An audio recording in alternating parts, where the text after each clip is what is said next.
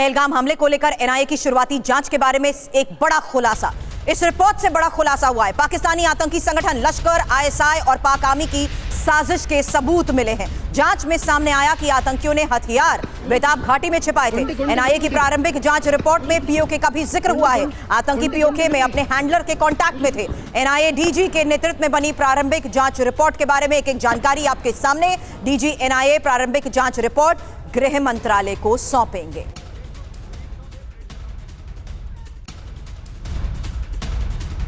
और प्रारंभिक जांच रिपोर्ट में हमले में शामिल 2 आतंकी हाशमी मूसा और अली भाई उर्फ तलहा भाई का जिक्र।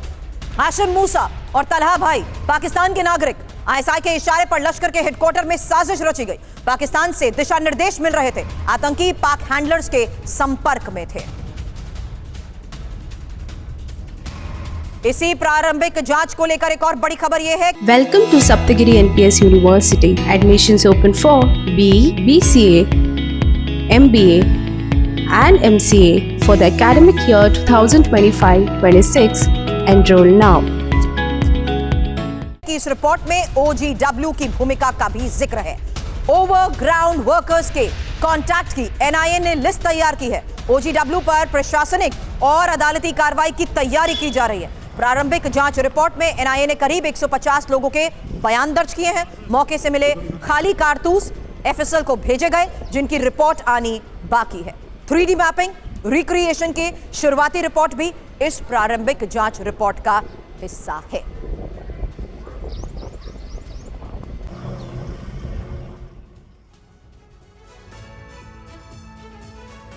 पहलगाम हमले पर एनआईए की शुरुआती जांच रिपोर्ट में क्या बड़ी बातें आई हैं, क्या खुलासा हुआ है, इंफॉर्मेशन आपके सामने। क्योंकि आतंकी संगठन लश्कर, आईएसआई और पाक आर्मी की साजिश को लेकर बड़ा खुलासा। और इस बीच आईएसआई के इशारे पर लश्कर हेडक्वार्टर में साजिश रची गई। हमले से पहले आतंकियों ने बेताब घाटी में हथियार छिपाए। पाक अधिकृत कश्मीर में बैठे हैंडलर से निर्देश मिल रहा था। 2 पाकिस्तानी आतंकी हाशमी मूसा और तलहा का भी जिक्र। प्रारंभिक जांच रिपोर्ट में OGW की भूमिका का जिक्र। ओवरग्राउंड वर्कर्स के कॉन्टैक्ट की लिस्ट तैयार की गई। 150 लोगों के बयान दर्ज, प्रशासनिक कार्रवाई की तैयारी। साथ ही डीजी के नेतृत्व में एनआईए ने शुरुआती रिपोर्ट तैयार की है और एफएसएल से खाली कारतूसों की रिपोर्ट आनी बाकी है। लेकिन इसी प्रारंभिक रिपोर्ट को लेकर हो रहे खुलासों के बारे में और जानकारी के साथ मेरे सहयोगी जितेंद्र शर्मा हमें ज्वाइन कर चुके हैं। बताएं जितेंद्र।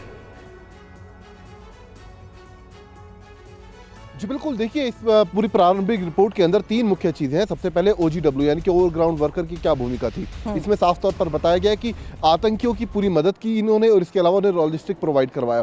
साथ ही सबसे अहम बात यह कि पाकिस्तान का जो कनेक्शन है वो इस प्रारंभिक जांच रिपोर्ट के अंदर एनआईए ने इस्टेब्लिश किया है, जिसमें साफ तौर पर पता चला है कि लश्कर, आईएसआई और पाक आर्मी ये जो गठजोड़ था, इन्होंने एक साजिश तैयार की और उसको बाकायदा जो फॉरेन टेररिस्ट है यानी कि पाकिस्तान के जो आतंकी संगठन से जुड़े 2 आतंकी हैं, हाशिम मूसा और इसके अलावा तलहा भाई, ये दोनों इस तकरीबन 3 से 4 महीने पहले घाटी के अंदर मौजूद थे और 15 दिन पहले ये पहलगाम में आए। बाकायदा रेकी की इन्होंने 3 जगह की और उसके बाद इन्होंने जो बैसरन घाटी है उसको हमले के लिए चुना। तो ये जो तमाम बातें हैं ये इस प्रारंभिक रिपोर्ट में दर्ज की गई हैं। इसके अलावा कल खुद 3 घंटे तक डीजी एनआईए बैसरन घाटी के अंदर मौजूद थे। वहाँ पर बाकायदा जो प्रारंभिक जाँच रिपोर्ट थी, जो उसके तथ्य थे, उनसे बाकायदा उसको लेकर ब्रीफ किया गया डीजी को मौके पर। साथ ही जो चश्मदीद थे इस पूरे घटनाक्रम के, इस आतंकी हमले के, उन्हें मौके पर ले जाकर बाकायदा वहाँ पर 3D मैपिंग करवाई गई, पूरा रिक्रिएशन तैयार किया गया और उसके बाद एक रिपोर्ट ये तैयार की गई है।